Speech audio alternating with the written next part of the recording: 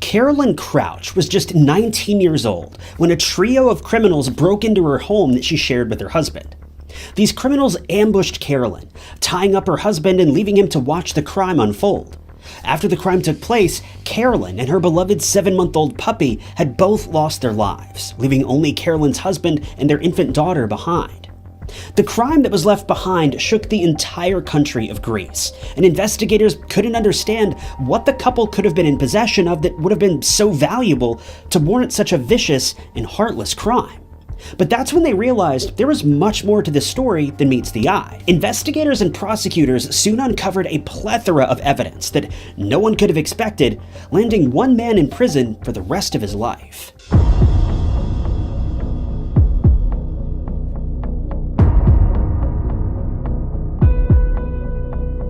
Before we get started with today's video, I want to let you know about an amazing new game called Love and Pies. Love and Pies is a free-to-download mobile game that can be played either on your mobile phone or tablet. It's a surprisingly addictive game that I can't recommend enough, mostly because it's just so easy to pick up and play. It's super easy to just pick up and play when you're taking a short break from work or maybe taking a warm bath after a particularly long day. The story involves you taking over your mother's cafe that burnt down, where you aim to rebuild the cafe into a thriving business. Along the way, there's also a mystery to unravel as you try to uncover all the chilling details surrounding your mother's sudden disappearance, taking you down a rabbit hole of small-town gossip and an unexpected romance. Love and Pies is a great way to unplug from the busy, overwhelming world around us.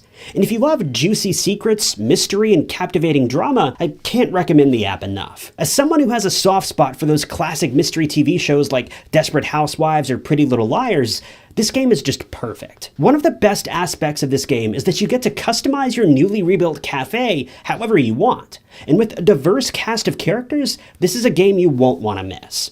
Now it's your turn to jump into the world of Love and Pies, and join me in unraveling this mystery and uncovering the many dark secrets that Love and Pies has to offer. So what are you waiting for? Download Love and Pies now using my link below. Thanks to Love and Pies for sponsoring today's video. Carolyn Crouch was born and raised in the UK for much of her childhood. Her transition to Greece isn't very well documented, and her parents haven't shared too many details about Carolyn's personal life and upbringing. One source stated that Carolyn moved to Greece when she was just 8 years old, but we don't know what prompted such an unexpected move. Some sources suggest that Carolyn's father remained in the UK for much of Carolyn's life, so it's probably safe to assume that her father and mother must have split up at some point, but other sources claim that Carolyn moved to Greece alongside both her mother and father. So what caused Carolyn to end up in Greece? Well, we really don't know. Most of the sources I found claim that she moved there with both of her parents, so that's the version of events that we'll run with here. Just know that that may not be completely accurate. But either way, Carolyn spent the majority of her childhood years in Greece, following Greek customs and being raised in a traditionally Greek lifestyle. And this, believe it or not, is what caused things to get a bit weird, at least from an American's perspective. See, Carolyn was the daughter of a retired engineer, with some sources claiming that this engineering experience was spent working with oil and gas companies, suggesting her father had quite a reasonable income for much of Carolyn's life. And when looking at some of the photos of Carolyn's later years, it certainly seems that the family lived a pretty comfortable lifestyle. And that's what makes this next series of events seem rather unusual. I'm sure most of us are familiar with two things. The first being that love has no age limits. That's just a simple fact. The second is that around the world, many cultures will marry for financial or political gain. Keep both of these things in mind, and we'll get back to this in just a moment. When Carolyn was entering her teenage years, she'd been considering what she planned on doing for the rest of her life. She'd been actively attending school and was doing quite well for herself, but that's when she met a man named Babis. Carolyn met Babis when she was just 15 years old, sometime in 2017. The two hit it off, but I can't for the life of me understand how. Like I said, Carolyn was 15 at the time, still presumably living with her parents. But Babis was 29 when they met, twice her age, and Carolyn was still a minor. Now, there may be some sort of cultural difference here that I just don't understand, hence why I suggested that this just seems a bit odd, specifically from an American perspective. But keep in mind, in Greece, just like in America, you can't legally marry until you're 18, so by all means, Babis was in an intimate relationship with an underage girl, and her parents were totally fine with this. We know that her parents were aware of this unusual relationship because in 2019, just 2 years later, the two got married. Even at this point, Carolyn was still underage, meaning her parents needed to sign the documents to allow this marriage to take place. Now, I'm not going to judge someone for a situation I don't fully understand due to potential cultural differences, but this just seems a bit off to me. As mentioned, love has no age limits, but if you want my opinion, that rule only applies if you're of a legal age, not still considered a child. Either way, Carolyn and Babis were married, and everything seemed great afterward. The two appeared to be very happily in love, and everything was going well, at least to the outside world. See, behind closed doors, things were not at all what they seemed. Allegations of abuse had begun to run rampant, and to this day, we still don't know whose allegations were more closely aligned with reality. But things were about to change for the Crouch family, and in ways no one could have ever seen coming. The following version of events has been told from the perspective of David Crouch, Carolyn's father. This story has been passed along by him as being completely truthful. So for the sake of this video, I'll be presenting it in the same way, but in the interest of full transparency, this exact series of events has not been proven, at least not as far as I can tell. David says that Carolyn and Babis would frequently go to a local restaurant near Athens. They'd been to the restaurant countless times in the past, and it was one of their favorite places to visit. As time passed by, Babis would become close friends with the owner of the restaurant, a man who's never been named publicly. At this same point in time, Babis was a helicopter operator, and it was a job he seems to have been quite proud of. Babis was a very confident pilot, seemingly with many hours under his belt, and anyone who knew him knew that being a pilot wasn't just a job for Babis, it was part of his identity. Naturally, as Babis and the restaurant owner spoke time and time again, Babis's time spent working as a pilot was a frequent topic of their conversations. But one day, these conversations took a dark turn that no one could have seen coming. According to David Crouch, the restaurant owner began to speak to Babis about his secret business that involved smuggling illegal goods all around the country. This restaurant owner was deeply involved in this business. In fact, it may have been the whole reason behind him owning the restaurant in the first place. After all, what better way to clean dirty money than to funnel it through a highly profitable business? David says that the restaurant owner approached Babis and told him about a gang that he'd been involved with. The gang had recently been dealing with some pipeline issues, so to speak, and he felt that Babis would be the perfect man to fix these issues. With Babis's easy access to helicopters, there would be no better way to smuggle goods around the country than through the air. This would keep the police off the trail of any potential drops, as sniffer dogs and drug enforcement agents can't really patrol the air, at least not very easily. Babis, whether willingly or by coercion, allegedly agreed to this business endeavor, and in the process struck up a deal with the devil. Babis seemingly had no idea that this job would take everything from him, including his wife and daughter. According to David Crouch, Babis was, quote, very stupid. While Babis may have been an excellent pilot, he didn't have a good sense of business, nor did he know about keeping people on a need-to-know basis. So instead of keeping his mouth shut about his new shady business deal, he told Carolyn about it, essentially sealing her fate. Now, I'm sure most of us are familiar with this idea, but anytime someone conducts shady business deals, it's always the best practice to never tell anyone about it. That's just common knowledge. This isn't usually done in an attempt to lie to the people you love, but rather to keep them safe. After all, if they don't know anything about your crimes, they won't be the ones to go down when the ship inevitably sinks. This keeps your family and loved ones at a safe distance from anything going on, so that if things do start to go south, you're the only one that has to atone for what you've done, not them. But Babis didn't seem to have understood this concept, because as soon as he struck up the deal with the restaurant owner, Carolyn was the first person that he told. Naturally, being a good person, Carolyn wasn't okay with this new line of work. Yet it was going to bring in a massive sum of money for the small family, but it wasn't money that Carolyn was interested in accepting. She fought back against these plans every chance she got, but there was little she could do to stop her husband. Worse yet, there was even less that she could do to stop her husband's new employers. When Carolyn realized that her words had no weight in the eyes of her husband, Carolyn's father says that Carolyn started to walk out on Babis. Babis couldn't stand by and watch this happen, but the problem was, Babis's new employers weren't willing to sit by and watch this happen either. Thus, they forced Babis to silence his wife once and for all.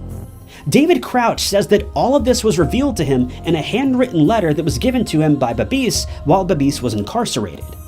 David says that Babis wanted to set the record straight once and for all, and he felt that Carolyn's father deserved to know the truth. But for many people, this so-called truth was just a bit too much to believe, especially considering that Babis had told a dramatically different story up to this point. In fact, Babis' attorney says that this entire story is nothing more than a fabrication on the part of Carolyn's father. And he even goes on to claim that such a letter was never handed over to David because that letter doesn't even exist. And according to Babis' public statements, he wasn't involved in the crime at all. In reality, he was just another victim. It was May 11th, 2021. It was a day like any other for Babis and Carolyn. That is, until nighttime rolled around.